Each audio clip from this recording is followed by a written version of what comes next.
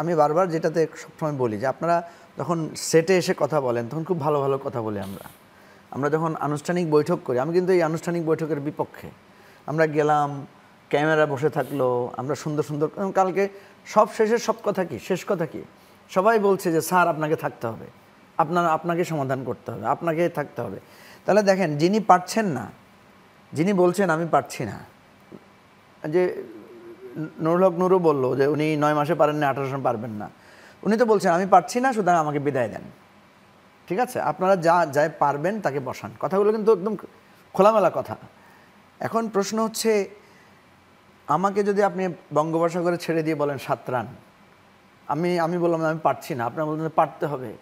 Professor Yunus উনি নিজেকে নিজে বলছেন যে আমি শাসক শ্রেণীর মানুষ না, রাষ্ট্রশাসন আমার কাজ না। তো ওনাকে আমরা রাষ্ট্রশাসনের কাজটা দিলাম, কেন দিলাম? এটাকে আমরা ভুল করেছি? আমাদের কাছে আসলে আর কোনো অপশন নাই।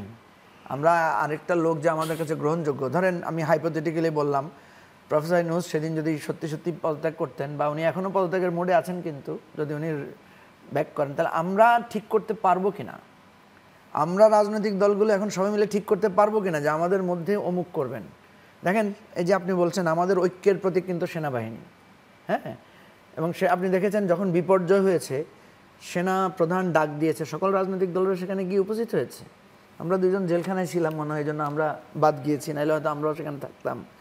তো কথা হচ্ছে যে এরপরে কি হলো, এখন তো আবার আপনি সেনাবাহিনীর প্রধানের ডাকে সবাই যেতে পারলেন, এখন সেনা প্রধানের কথাকে কেন আপনি গ্রহণ করতে পারছেন না, বা ওনাকে কেন বলছে কেউ কেউ, বা আমরা অনেকে বলছে যে উনি রাজনৈতিক বিষয়ে কেন কথা বলছে? আচ্ছা দেখেন, এগুলোর ব্যাপারেও কথা বলতে অনেক ভয় পায়, অনেক হিসাব করে বলে। এখন আমরা যে খোলামেলা বলি, আমাদের জন্য একটা ঝামেলা, বলতে ওনারা যেখানে সেখানে যা যা আসে মুখ দিয়ে বলে। এখন আসেন, কেন সেনা প্রধানের বিষয়টা সেন্সিটিভ? এই জন্য সেন্সিটিভ যেহেতু উনি আওয়ামী লীগের সময়ে সেনাবাহিনী প্রধান ছিলেন, ওনার আমলে অনেকগুলো ঘটনার ঘটেছে।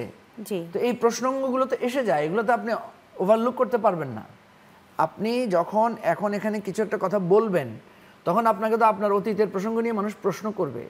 আপনি যখন রাষ্ট্র বিষয়ে কথা বলবেন, আমরা যদি প্রফেসর ইউনূসের সমালোচনা করতে পারি, কালকে তো প্রফেসর ইউনূসকে আমি ধন্যবাদ দিই যে কালকে ওনাকে আমরা যথেষ্ট সমালোচনা করেছি মুখের উপরে, উনি কষ্টও পেয়েছেন, কিন্তু কিছু করার নাই। আমরা বলেছি ছাত্রদের, যেমন আমরা বলেছি যে আপনি কি নিজেকে নিরপেক্ষ মনে করেন?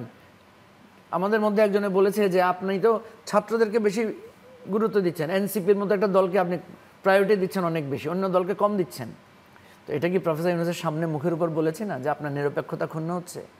আমাদের কমরেড সাইফুল হক বলেছেন এই কথাটা।